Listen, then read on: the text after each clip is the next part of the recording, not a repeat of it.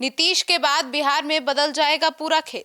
तेजस्वी यादव के लिए अवसर या चुनौतियां, जानिए इस डिबेट में। नमस्कार, आप देख रहे हैं सिटी पोस्ट लाइव। मैं हूं सृष्टि राज। मुख्यमंत्री नीतीश कुमार के राज्यसभा जाने और इसके बाद उनके मुख्यमंत्री पद छोड़ने की संभावनाओं ने पूरे राजनीतिक समीकरण को ही बदल दिया। करीब 2 दशकों तक बिहार की राजनीति के केंद्र में रहे नीतीश कुमार के हटने से अब एक नया राजनीतिक स्पेस बन रहा है। यही वह जगह है जहां विपक्ष, खासकर तेजस्वी यादव के लिए बड़ा एक अवसर के साथ साथ बड़ी चुनौती भी है। अब आइए विस्तार में जानते हैं चीफ एडिटर श्रीकांत उत्सर से। सर, बिहार में जो राजनीतिक बदलाव हो रहा है, क्या इससे तेजस्वी यादव के लिए नया सियासी रास्ता खुलेगा? देखिए, नीतीश कुमार लंबे समय तक बिहार की राजनीति के सबसे मजबूत और अनुभवी स्तंभ रहे हैं। उनकी मौजूदगी में विपक्ष की राजनीति भी उसी के अनुसार ढलती रही है। अब नेतृत्व परिवर्तन के बाद बिहार की राजनीति का पुराना ढांचा बदल जाएगा। एनडीए में हो रहे इस बड़े बदलाव का सबसे बड़ा असर विपक्ष की रणनीति पर, राजनीति पर पड़ने वाला है। बिहार विधानसभा में नेता प्रतिपक्ष तेजस्वी यादव के सामने बिहार में हो रहा यह नेतृत्व परिवर्तन एक बड़ा अवसर लेकर आया है और साथ ही एक नई चुनौतियां भी।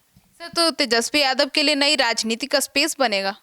देखिए, तेजस्वी यादव अभी बिहार विधानसभा में नेता प्रतिपक्ष हैं और राज्य की विपक्षी राजनीति का सबसे बड़ा चेहरा भी हैं। अब तक उनका मुकाबला सीधे नीतीश कुमार जैसे अनुभवी नेता से था। यह मुकाबला राजनीतिक तौर पर कठिन था क्योंकि नीतीश का प्रशासनिक अनुभव और जो साफ सुथरी छवि है उसकी वजह से तेजस्वी पर वो हमेशा भारी पड़ते रहे हैं। लेकिन अगर नया और अपेक्षाकृत कम अनुभवी चेहरा मुख्यमंत्री बनता है तो तेजस्वी यादव के लिए राजनीतिक मुकाबला आसान हो सकता है। यानी पहली बार उन्हें ऐसा मौका मिल सकता है जहां वे खुद को सबसे मजबूत विकल्प के तौर पर पेश कर सकते हैं। सर, तो ऐसे में तेजस्वी यादव सामाजिक समीकरण साधने की कोशिश में जुटे हैं?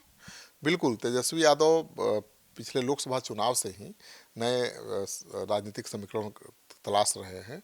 तेजस्वी यादव अपनी राजनीति को सिर्फ पारंपरिक वोट बैंक तक सीमित नहीं रखना चाहते, एमवाई तक। वे मुस्लिम, दलित और अन्य पिछड़ा वर्गों को साथ जोड़ने की रणनीति पर काम कर रहे हैं।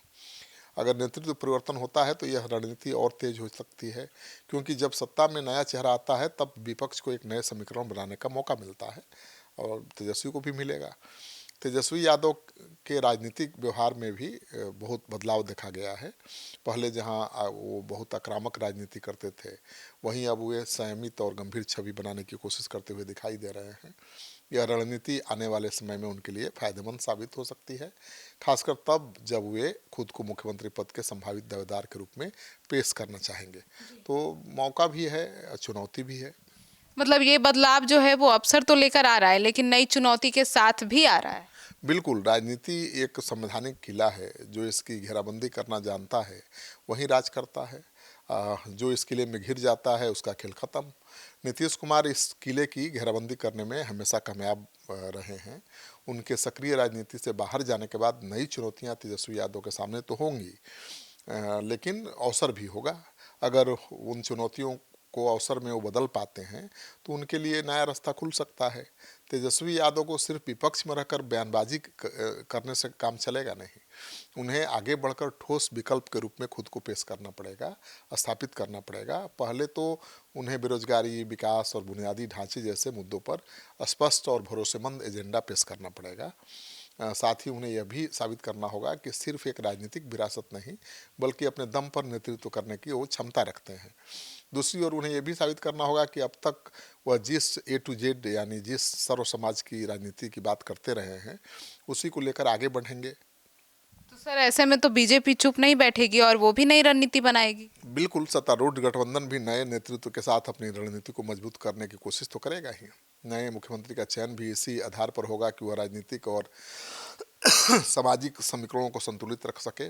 इसलिए तेजस्वी के लिए मुकाबला आसान नहीं होगा बल्कि एक नई तरह की प्रतिस्पर्धा सामने आएगी।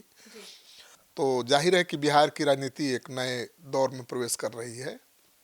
नीतीश कुमार के बाद का दौर कई नए सवाल और संभावनाएं भी लेकर आया है। तेजस्वी के लिए मौका भी है और बड़ी परीक्षा भी है। अब जब बिहार में नीतीश युग खत्म हो रहा है और बीजेपी पूरी तरह से सत्ता संभालने जा रही है तो तेजस्वी यादव के सामने ये चुनौती होगा अपने लोगों को भरोसा दिलाना कि भाई वो उनकी वापसी का मतलब जंगल राज की वापसी की गारंटी नहीं है, क्योंकि जंगल राज के नैरेटिव के बल पर ही एनडीए ने उनको धूल चटाया है। तो तेजस्वी यादव को ये भरोसा दिलाना पड़ेगा कि उनकी सरकार आएगी तो गुंडागर्दी नहीं चलेगी, उनकी सरकार आएगी तो यादव मनमानी नहीं करेंगे, उनकी सरकार आएगी तो बिहार सुशासन के राह पर ही बढ़ता रहेगा। जिस दिन वो भरोसा दिला देंगे बाजी पलट जाएगी। तो सुना आपने, तो अब जेडीयू की बदलती भूमिका के बीच तेजस्वी यादव सबसे बड़ा चेहरा बनकर उभर सकते हैं। यही शायद उनके लिए अब तक का सबसे बड़ा मौका होगा जब वे खुद को राज्य के सबसे बड़े नेता के रूप में स्थापित कर सकते हैं। लेकिन यह रास्ता आसान नहीं है। उन्हें अपनी नीति, छवि और संगठन तीनों स्तर पर खुद को साबित करना होगा, क्योंकि बिहार की जनता विकास और न्याय दोनों चाहती है। तेजस्वी यादव इस मौके को कितनी मजबूती से भुना पाते हैं, यह देखना काफी दिलचस्प होगा। आप क्या सोचते हैं? अपनी राय जरूर बताइएगा। धन्यवाद।